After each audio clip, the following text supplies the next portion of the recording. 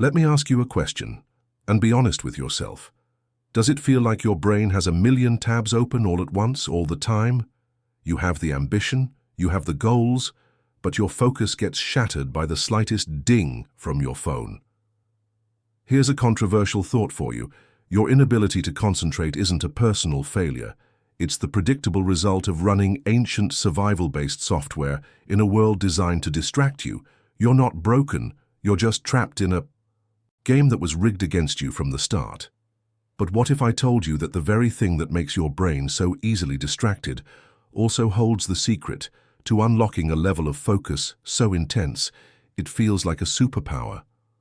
Forget everything you've been told about willpower or just trying harder. That's a losing battle. The real difference between an average person and a high performer isn't genetic. It's a trainable skill, a scientifically validated method for taking back control.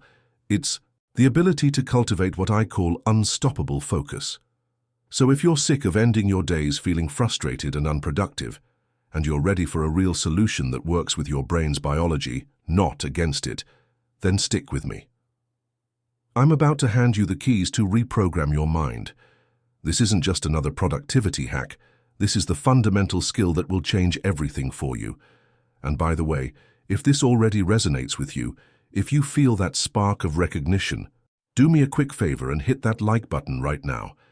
It's a simple click that tells the universe and the algorithm that this is a message worth spreading.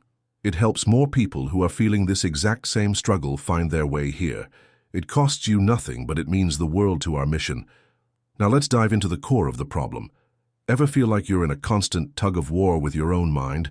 You sit down determined to get something done, but your brain just won't cooperate. Well, let me tell you, it's not a personal failure. You're trying to run brand new hyper-addictive software on hardware that's about 2 million years old. Your brain's ancient programming, the very thing that kept our ancestors alive on the savannah, is now being turned against you in this modern world, making true focus a real battle. Think of it this way. For our ancestors, a rustle in the bushes could be a predator or prey. Noticing it gave them a little squirt of a chemical called dopamine, a pay attention signal. Today that rustle is the ding of a notification, the buzz of your phone. Social media apps are designed by geniuses to be dopamine slot machines, giving you tiny, unpredictable rewards that keep you pulling the lever, or rather, scrolling the screen. This constant craving for the next little hit is at the heart of our collective distraction. This creates a really nasty cycle, doesn't it? When you try to do something that requires deep focus, like reading a dense book or mapping out a business plan, the dopamine payoff is delayed. Your brain, now accustomed to the instant gratification of a like or a new email, gets bored and anxious. It screams for a quick fix, a simple, low-effort stimulus. So you give in, just for a minute, and suddenly an hour is gone. This isn't you being weak. It's your biology being expertly hijacked. The scary part is that the more you feed this beast of distraction, the hungrier it gets, and the less satisfying deep work becomes. Your brain literally starts to unlearn how to maintain focus, making you feel scattered, anxious, and perpetually behind. We're fighting a chemical war for our attention every single day. It makes you wonder, doesn't it? How did people in the past, who had none of our digital tools but created masterpieces, ever manage to get anything done? It's a strange paradox when you think about it. We have the entirety of human knowledge in our pockets, accessible in seconds. Yet guys like Leonardo da Vinci or Michelangelo, with just a handful of books and no internet, literally reshaped the world. What was their secret sauce? It wasn't about having more information. It was about their profound ability to cultivate what I call unstoppable focus. They didn't just consume ideas, they wrestled with them, meditated on them, and let them grow in the quiet garden of an undistracted mind. Imagine Da Vinci trying to paint the Mona Lisa with an iPhone buzzing next to him. It's almost comical, right? The very environment he lived in, free from the digital noise that bombards us, was his superpower. This allowed him to achieve a state of deep, sustained attention that is almost mythical to us today. They weren't smarter, necessarily, but their brains were trained for marathons of thought. while ours are being trained for 10-second sprints of attention. They mastered the art of creation, while we're mastering the art of fragmented consumption. I remember when I first tried to cut out digital distractions to write my first book. The first few days were pure agony. My brain felt like a caged animal, desperate for a hit of novelty. It showed me just how deeply conditioned I was. Those Renaissance masters, on the other hand, built their mental muscles naturally.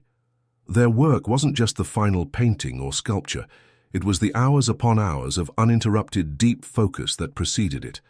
That's where the real genius was forged.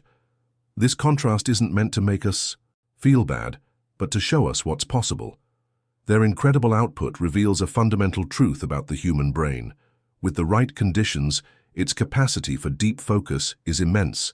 They achieved it by default, but for us, it has to be a deliberate choice, a skill we must reclaim. The key isn't just about turning off notifications, it's about understanding what's happening inside our own heads on a biological level when we try to sustain that focus. So, let's get one thing straight, because most people get this wrong. Unstoppable focus isn't about maintaining a perfect, unbroken line of concentration. That's not how your brain works. Biologically, your attention is designed to ebb and flow, like the tide. It's a substance called noradrenaline, the chemical of alertness, that gets released in pulses, causing your mind to naturally drift. The real masters of focus aren't the ones who never wander. They are the ones who have become experts at gently and quickly bringing their attention back time and time again. When you manage to hold your attention on a single task, something magical happens inside your skull. It's a process neuroscientists call long-term potentiation. Think of it like walking through a dense forest. The first time you have to push through the foliage. But each time you walk the same route, the path becomes clearer and easier to travel. That's exactly what you're doing to your neural circuits. You are physically carving the skill or memory into your brain. But this process gets interrupted every single time you give in to a distraction. Now here's where things get dangerous and create a vicious cycle. When you constantly fail to focus, you get frustrated and anxious, right? Why can't I just get this done? That feeling of anxiety floods your system with stress hormones. These chemicals are poison for the part of your brain that handles focus and willpower, the prefrontal cortex. So get this. The distraction makes you anxious, and the anxiety then cripples your ability to fight the next distraction. It's a downward spiral that weakens your brain day by day. This isn't just about feeling bad or being unproductive. We're talking about the long-term health of your brain. Living in this state of chronic distraction and low-grade stress can genuinely wear down your mind, and some studies even suggest it can accelerate processes we associate with brain aging. It sounds pretty grim, I know. But here's the beautiful flip side of neuroscience. If you understand the mechanism, you can hijack it back. What if there was a way to use this knowledge, a kind of applied neuroscience, to create a training protocol for your focus? All right, so let's get down to brass tacks. It all starts with something called the Bannister effect. For decades, everyone believed running a mile in under 4 minutes was physically impossible. Then in 1954, Roger Bannister did it. The crazy part? Just weeks later, others started doing it too. The barrier was never just physical. It was mental. The very first step of this protocol is to shatter that mental barrier and truly believe you can train your focus. This isn't just wishful thinking, it's the key that unlocks the entire process. So, here's your new morning routine, step 0. Start the day with low dopamine. That means for the first hour, the phone is off limits. Seriously. Instead, you'll hydrate with a glass of water, maybe with a pinch of salt to help absorption, and just sit quietly for a few minutes. Then you'll do step 1, a 5-minute interoceptive workout. This sounds complex, but it's dead simple. Just close your eyes and focus entirely on your breathing and the physical sensations inside your body. You are training your brain to listen to you, not the other way around. Now for the main event when it's time to work. Step 2 is total elimination. This is non-negotiable. Your phone goes into another room, all notifications are silenced, and you close every irrelevant tab on your computer. You create a distraction-free sanctuary. Then you begin step 3, a block of sustained focus, maybe 90 minutes. Your mind will wander, I guarantee it. Your job is to simply notice it without judgment and gently guide it back. Each time you do this, it's like a rep at the gym for your brain. After your focus block, you hit step 4, the strategic pause, and this is crucial. For 10 to 20 minutes, you do nothing. No phone, no email. Just get up, walk around, stare out a window and let your mind drift. This isn't lazy time. It's when your brain consolidates everything you just worked on, strengthening those neural pathways we talked about. This whole protocol is a system, a workout plan to take back control, proving that unstoppable focus isn't a gift you're born with. You've made it to the end, which tells me something important about you. You're serious about changing.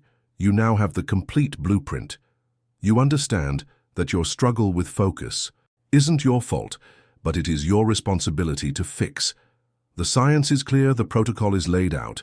Your brain has a potential you haven't even begun to tap into, and now you have the instruction manual to unlock it. The knowledge is no longer the missing piece. So let me ask you directly, what will you do now? Are you going to let this just be another interesting video, another temporary hit of motivation that fades by tomorrow morning? Or is this the moment you draw a line in the sand? How much more of your life are you willing to sacrifice to random notifications and endless scrolling? Are you truly ready to stop being a consumer of distraction and start being the architect of your own focused life? This journey of mastering your mind is the most important one you will ever take, and it doesn't stop here. If you are committed to this transformation and want to continue learning how to build a life of deep focus, purpose, and achievement, then do 2 things for me right now. Subscribe to this channel and, crucially, hit that notification bell. This is your personal invitation to stop playing in the minor leagues of life. By doing so, you're not just subscribing to a channel, you're making a commitment to yourself. You're telling your brain that this matters. You're ensuring you won't miss the next step in this journey we are taking together. The choice, as always, is yours. Let's get to work.